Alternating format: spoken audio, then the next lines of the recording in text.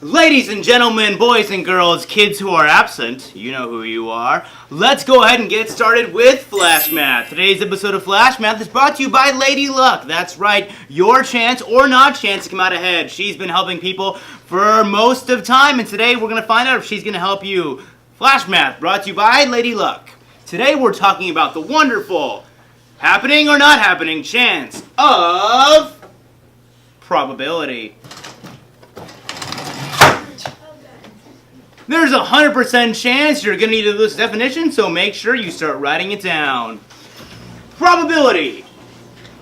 A measure of how likely a particular event is to occur.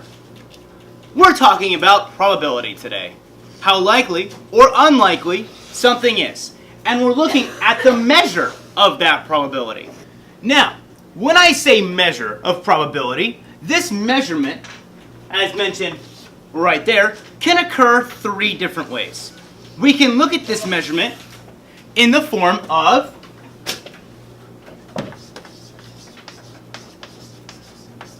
a percent, a decimal, or a fraction.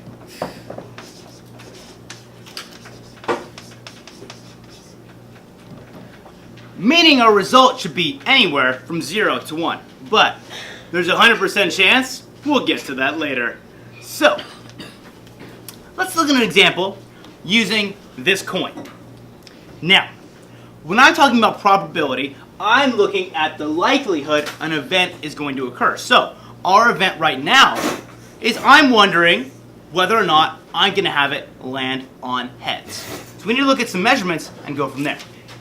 So if I flip this coin, what is the likelihood that I'm going to end up on heads? Well, as you know, there are two sides to this coin. There's a tail and there's a heads. Now, I'm only looking for one side. So there are two possible outcomes. And I'm looking for one of those possible outcomes. And that brings us to our formula for probability. So, here's our formula for probability. The number of ways an event can occur over the number of total possible outcomes. Now, our total possible outcomes for this coin, I have two, a heads and a tails. I'm only looking for one event. So, number of total possible outcomes. 2. Number of ways an event can occur. It can only occur once by landing on heads. So our probability is 1 over 2, which is, as we saw, a fraction. It can also be written as a decimal, 0.5, or a percent, 50%. That means I have a 50% chance of flipping heads when I flip this coin. It's heads. I dropped it. Alright, now we're going to look at how this compares when we look at our probability line and how we can predict different outcomes based on that line. Now we're going to look at our probability line.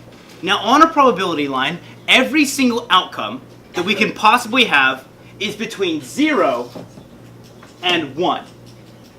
If we have a 0 probability, that means it is impossible. And if it has a probability of 1, that would mean that it is certain.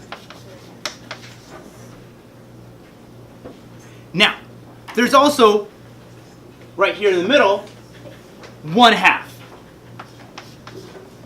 If it's got a probability of 1/2, that means that it is, well, let's pause for a second.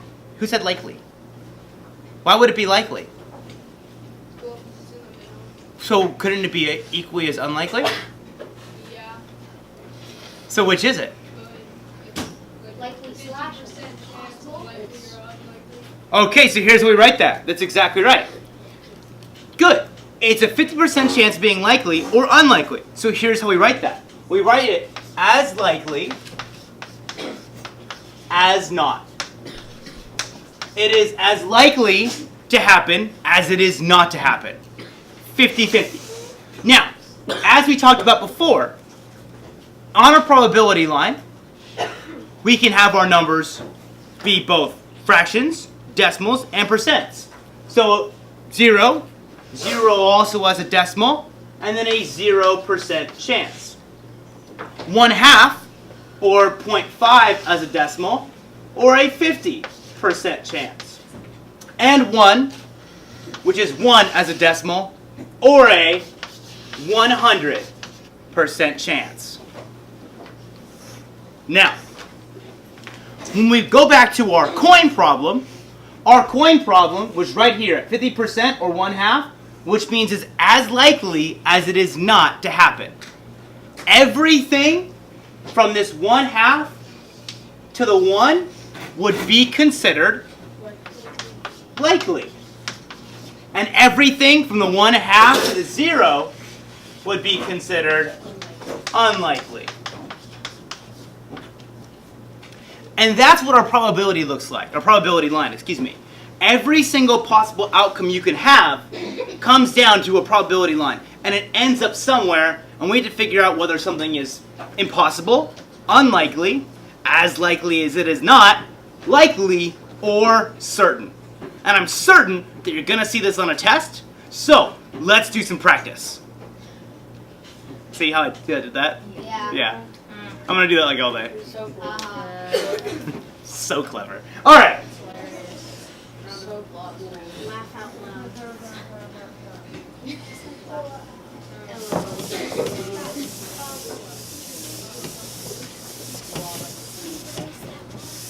Ew. Ew. Ew. Huh? These? Yeah. They're stuck on here. They're permanent.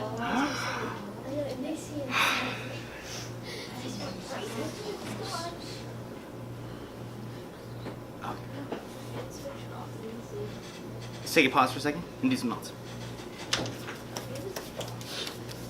So really, we're looking at an expected outcome.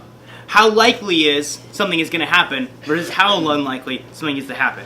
So, for example, we could use this deck of cards. I'm going to have someone shuffle this deck of cards. Sure, shuffle this deck of cards. So she's shuffling that deck of cards, and then we're going to run some experiments and see what happens, okay?